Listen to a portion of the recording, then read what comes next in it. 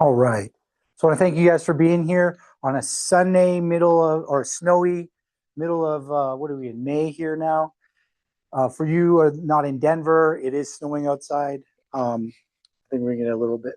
So, with that being said, I want to thank you guys for being here. Tonight's talk is going to be on conquering your mountain of stress. So, we're going to go in how stress affects you, and then we'll give you a couple techniques that you can use, a couple visualization, a couple ones that can actually help you figure out what's actually going on, and then techniques that you can use to actually relax yourself. All right. So what we're going to do. You want me Excellent. to go in the You can hear all the people that used to be in my head all the time office, honey? when I was talking. You able to mute them, Andrea? Oh, yeah. Good, beautiful.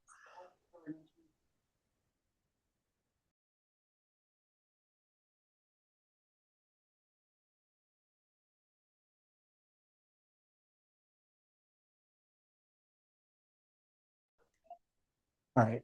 We okay? All right. So let's pretend we're looking up at a beautiful mountain, and the top of the mountain is clarity, energy, and peace. Our goal is to get to that top of the mountain. Everybody wants that clarity, everybody wants that energy, and everybody wants that peace. But the thing is, what are we doing? Most of us are buried under symptoms or buried under adaptations that are leading to stress, fatigue, brain fog, and anxiety. So we want to look at, okay, this is where we want to go. This is our North Star. We want to get that energy. We want to get that clarity. But what's limiting us? What's going on? And the questions you have to ask yourself is, am I climbing the right mountain? So am what I'm trying to go towards, is it actually getting the results I want? And am I working with the right physiology? So a lot of people aren't aware that your physiology can change. Now, we're aware that if we're stuck in physiology, we can have problems, but they're not aware of how that physiology can stop them from doing better. I'll give you an example. Let's say we are a middle-aged female and we have this little tummy and we want to get rid of it. But we have 3 children. We also work a job. And whenever we're stressed out, we're going to eat carbohydrates. So what am I telling you? And those 3 children, let's say they're all under the age of 5. What I'm telling you is this middle-aged woman has a high cortisol level, a really, really, really, really high cortisol level. Now, what does cortisol do? But every single time you stress out, it will actually cause blood sugars to spike. So every time you spike your cortisol, your blood sugar will spike. Now, here's the problem. If your blood sugar goes up, you cannot burn fat. So every time your sugars are going up, you are not burning fat, you are burning sugar in your blood. And then it takes time for you to get through that sugar, and then that's when you get hungry again. If you are able to transition into fat burning, ketosis. Please now. Just half an hour. Hi, 1 Grandma. minute. Hi, Brielle.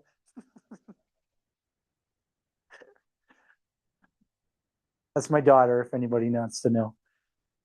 The blood sugar goes up, but also what goes up when the blood sugar goes up is insulin.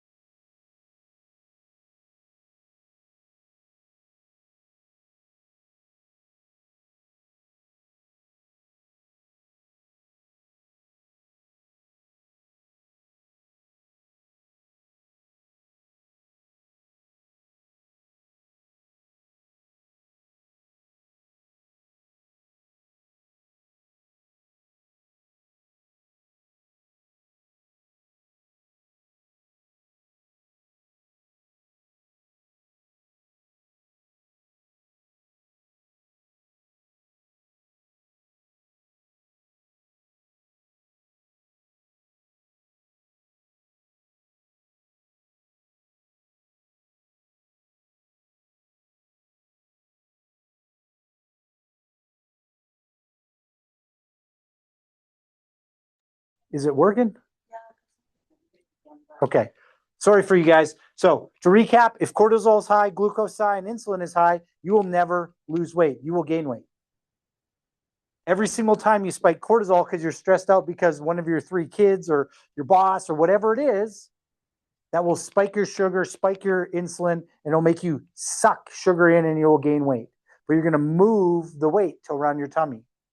And then the problem is tummy weight will actually lead to more inflammation, which then causes more cortisol, which causes more glucose, which causes more, and it just feeds on itself.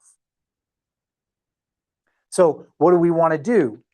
We want to stop it in its tracks right here. We want to stop that cortisol spike, and then the whole cascade that follows is going to allow us to adapt.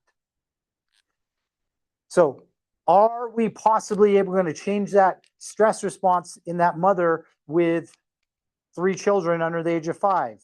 Not easily, because she's not sleeping well. But what we need to do is help her become more adaptive, and that cortisol will not respond as quickly. It won't jump as high. And if she's more adaptive, she'll be able to heal. Now, there's different techniques we can go through, like breathing techniques. But one of the big ones that will help her is the foods that she's eating.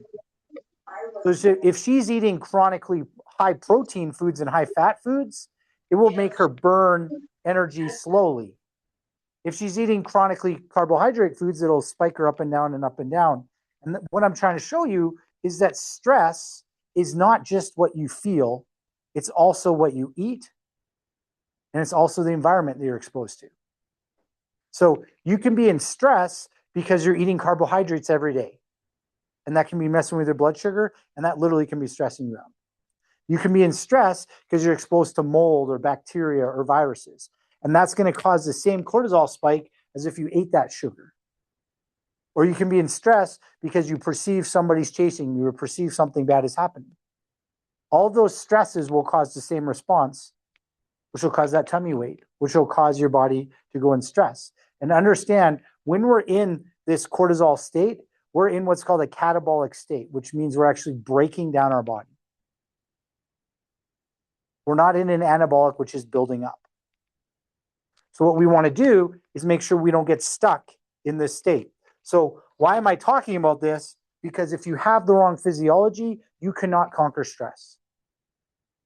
If your body is constantly pumping up cortisol because you're not sleeping through the night, it's going to be really hard to help you. If your body is chronically pumping out cortisol because of what's going on at work, it's going to be harder to help you. Can we help you? Yes, there's ways to do it. Even that mother, if she's not breastfeeding, so let's say all those kids that are old enough where they're not breastfeeding, now we can give her adaptogens that will help her cortisol regulate. Now we can start stimulating her frontal lobe to turn down that stress response. Now we can start having more cerebellar function to turn down that stress response. Help with emotional regulation. Maybe we even teach her different relaxation techniques, or do something as simple as, and this is the one that I love teaching moms or dads or people that are really stressed, is that when you drive home from work, the kids and mom or the kids and dad don't know when you get home. So they know you're going to get home within a window. You can stop 3 blocks away and just sit there for 5-10 minutes and do nothing. And it's okay. That's healthy. That's okay. You don't have to drive right home and then get right into the storm again. You can give yourself 10 minutes, 5 minutes to just sit and breathe and not listen to anything. Because if we're constantly plugging information in, we're going to be in that protective state. So what we need to do is give ourselves time to be down. If we're looking at a phone, we're in that state. If we're looking at a screen, we're in that state. If you notice, if you read, though, a book, not a tablet, but like a book, it's a different effect. And it's because that you're not getting that blue light that's causing that stress response. So do we have the right physiology, and are we climbing the right mountain? What happens? Our brain detects stress. So like I was saying, that blood sugar fluctuation is a stress. That's going to be chemical. Emotional stress will fall into that, and so will physical stress. Well, once we detect it, our brain does the same response no matter if it's chemical, emotional, or physical. So that means if you're emotionally stressed out, you're going to have the same response as if you just got punched right in the face. Well, that's crazy, because They should be different, right? Well, they're not. You got one switch, you got on or off. So what happens is you turn on the limbic, which is the emotional trigger. And if you go, well, what's the limbic? How does that work? I'll give you a real easy example. Tell me where you were during 9/11. Do you remember the time when that happened and exactly where you were? I do. And that's because it triggered the limbic response and your body said this is something really important that we need to remember so that it never happens again to us. Because we had all this fear and all this anxiety and it literally triggered us. But as soon as that's triggered, it will also turn on your hypothalamus or your HPA axis, hypothalamus pituitary adrenal axis, which is the stress axis. The reason why you have that encoded is if you have a high stress, your body encodes it into you so you never have to deal with it again. That's why everybody can remember exactly where they were that day. But if I asked you where you were 2 days before that, you don't remember at that time. If I ask you where the day before, you don't know where that is. The day after, you don't know where it is, because that day is triggered in your mind because of that high emotional trigger, and you know everything. You know it smells, tastes, looks, everything at that state. I remember exactly where it was. I was walking through the quad at college, and there's these TVs out, and what's going on, and I can even remember what I was feeling, like on my back and everything, because your body becomes aware of every sense that you have. To say, never let this happen again. Never let this hurt happen again. So what is going to happen when we're stressed out? The first thing that is going to happen is you are going to turn off your frontal cortex or your prefrontal cortex. What is the job of the frontal cortex? It's literally to calm down the stress response. So you get stressed, it's to override anything. It's the mind over matter. If you're going to use mind over matter, that is your frontal lobe. So the more stressed you are, the harder it is to use your mind because less blood goes to your frontal lobe. More blood goes to your brainstem. You're more irrational, more emotional. That frontal cortex is the executive, the calming, the ability to deal with stress. If you're really, really stressed out, and let's say you're trying to putt, and you're like, okay, I got it, and you're all in your head, it's not going to work. If you're in the flow, you're not in you're in your frontal, but you're just zoning, everything's okay, it's easy. But if you're overthinking, you're going to be tight, everything's off, and it's because you're literally getting in your own way. So that's why if you talk to really good athletes, they're like, I don't know how I did it. It's because they've done it so much, they're not even thinking about it. It's just routine. The more they think, the more problems they have. Well, I got to do this and that, and everything goes all funky. The next thing that will happen is you're going to get cerebellar dysregulation. Cerebellum is that little brain in the back. So when we look at the brain from the side, we got frontal lobe, and we got cerebellum. This is the part in the back. So the cerebellum, most people know, oh, well, it controls movement. Yes, and it literally feeds the frontal lobe stimulation and energy.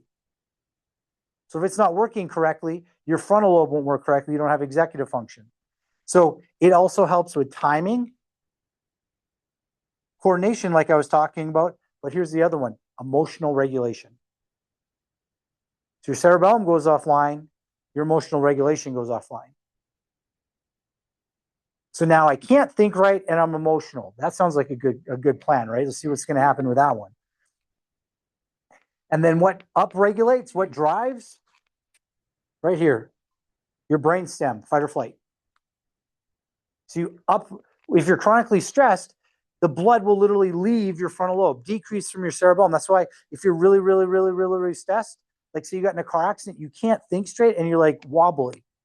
That's because it literally turned off, and then you're in this like hyper vigilant state, aware of everything. Hands are cold and clammy, and you're kind of unbalanced. And that's you being in that extreme fight or flight state, extreme protective state.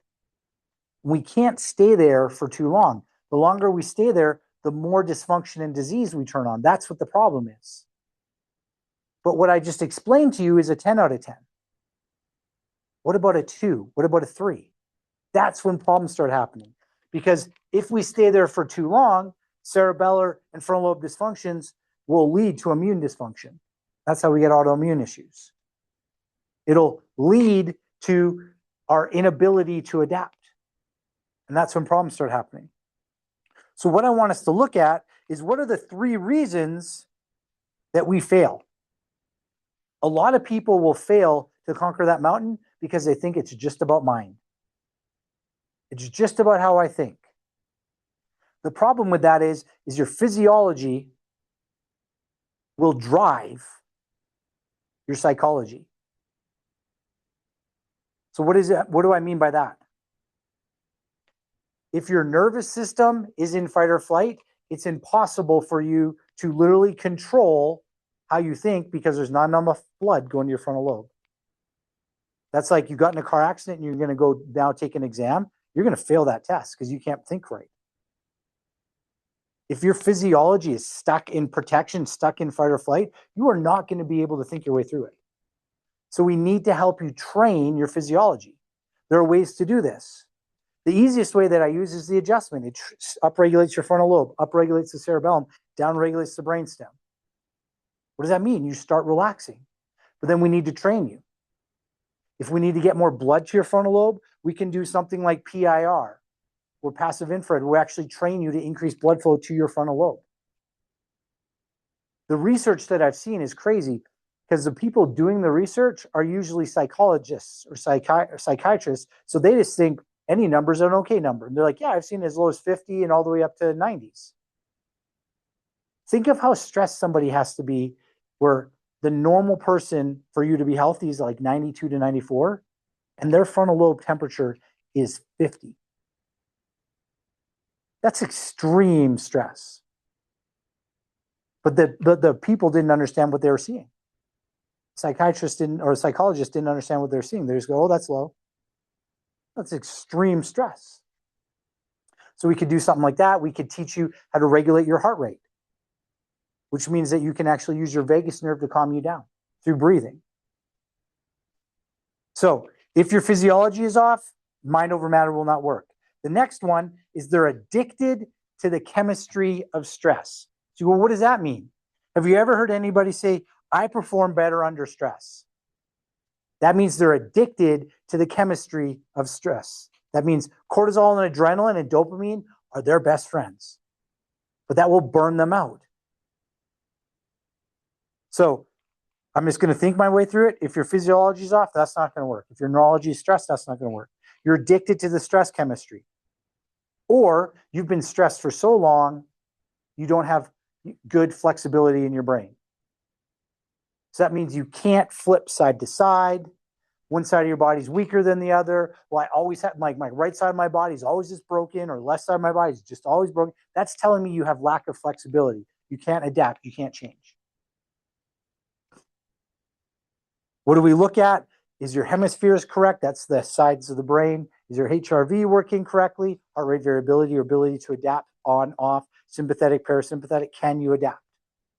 Because what we need to understand is stress itself is not bad. If you can't go into the stress response and somebody's coming after you with something that's going to hurt you, you're going to die. But if you can't turn it off after that happens, you're going to die. So you need to be able to turn it on and off. On and off is health. That make sense? So what we want to see is, can you adapt? Can I wake up, turn the stress response on a little bit, go eat, do things? Oh, I got to do a sport or go to the gym, run it up high. Oh, now I can come home and calm down. It's like when you go to the gym or exercise, you're actually stressing your body. You're ripping those muscles. You're doing chemical stress to yourself, physical stress to yourself, but you're doing it in a small manner where you should adapt and it can decrease. That's why if you're really stressed out and you can adapt, exercise is really good for you because you're using up those stress hormones. You're not building them up over time. And then it can come down. But if you're not, then that's when we get sickness and disease and dysfunction can happen.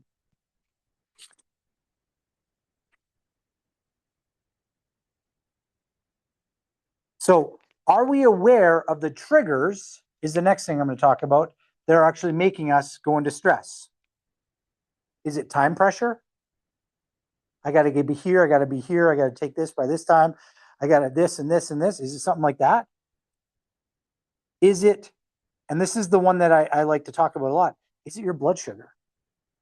Now for a diabetic, you know it's your blood sugar, but how about everybody else? Have you ever heard of hangry before? That's called blood sugar issues. That's called you have low blood sugar and you're stressing your body out. And cortisol and adrenaline are going up. That's why you're hungry, angry. If you adapt correctly, you're not going to get hungry, angry. You should be able to fast and you should be fine. But if you can't adapt, that tells me there's a problem. So what is a simple mechanism that we can do to conquer this? Everybody knows it, but nobody can do it right, is what I usually run into. Do we know how to breathe correctly? Most people don't. I have yoga teachers come in, I have Pilates, I know how to breathe correctly. I'm like, show me then. Show me the breathing techniques that we're going to use. So we're just going to practice one. We're going to put one hand on our chest and one hand on our tummy. And I want us to just take a normal breath. Just breathe in. Now, which hand moved? The top hand or the bottom hand? Top. If top hand moves, it means you're stressed and you're breathing incorrectly. If bottom hand moves, it means you're breathing correctly.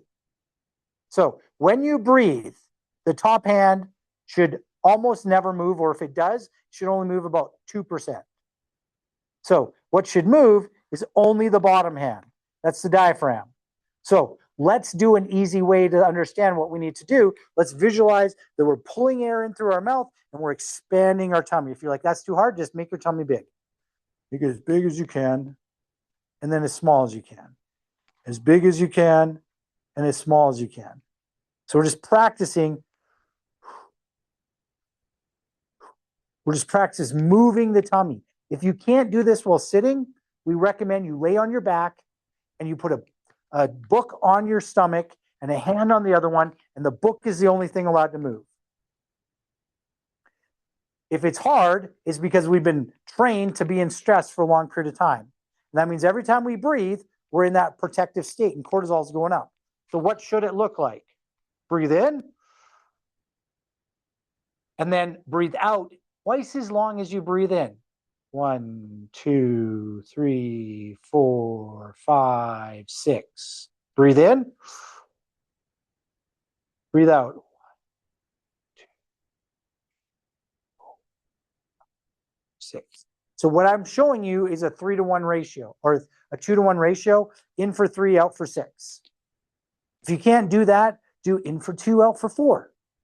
The out is the healing. The breathing out is when you actually relax. So if you're somebody who's, I'll give you an example. If you're somebody who's going to be an archer or shooting a gun, what do they tell you? Do they tell you to breathe in and shoot or breathe out and shoot?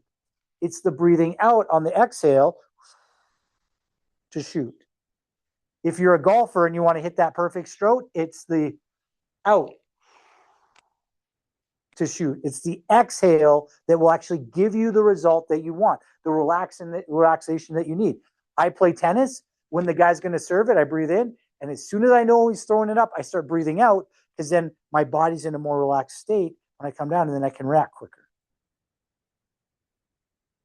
I'm not in a tense state. Breathing in, more tension. Breathing out, more relaxation. Does that make sense? So it's all about the exhale. That's the key that's going to help you get better. The more you practice this, the better you'll get. If you want to know how good you are and how healthy your heart rate variability is, we have a simple test we can do here.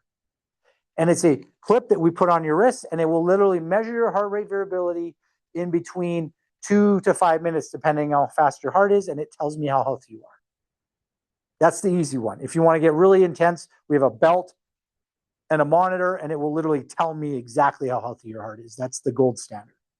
But the one that's more cost effective, the easy one, the 3-minute one, we're going to get 90% of the result too. And it's going to show us how adaptable you are and how easily you can heal. So what I'm showing you here is that's one of the things you can do to adapt. Now, the next thing you can do is increase your stress ability to deal with stress, or adaptability to stress. What is one way we can do? And we're seeing this all over the internet: cold exposure.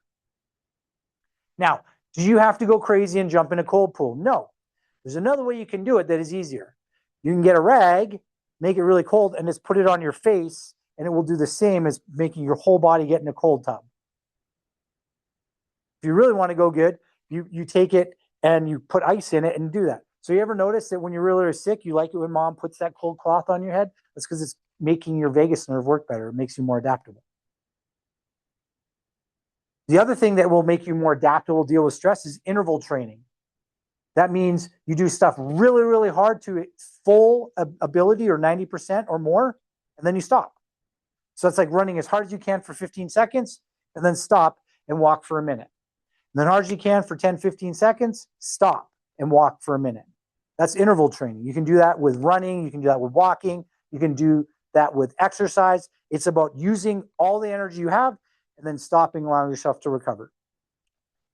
You can also do cognitive load challenges where you can make multiple things happen. So this doesn't have to be just one thing. It can be something like holding a ball in one hand, standing on one leg, and reciting the alphabet. Like that's all cognitive with some physical in there.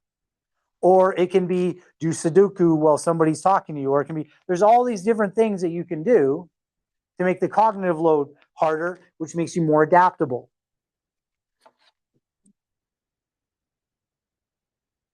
So those are 3 easy things that we can use to make us more adaptable to deal with stress. So my ask for you is if you have a friend or family member and they're dealing with anxiety and depression, they're dealing with sleep issues, there are ways to help them get better. So let's think about that. Are we dealing with inability to sleep? Are we dealing with anxiety? Are we dealing with depression? Well, what can I do? I've tried the drugs and I'm not getting better. That means it's your physiology. It's not just the neurotransmitter. That's why the drugs don't always work. And the drugs are only supposed to be used for short periods of time.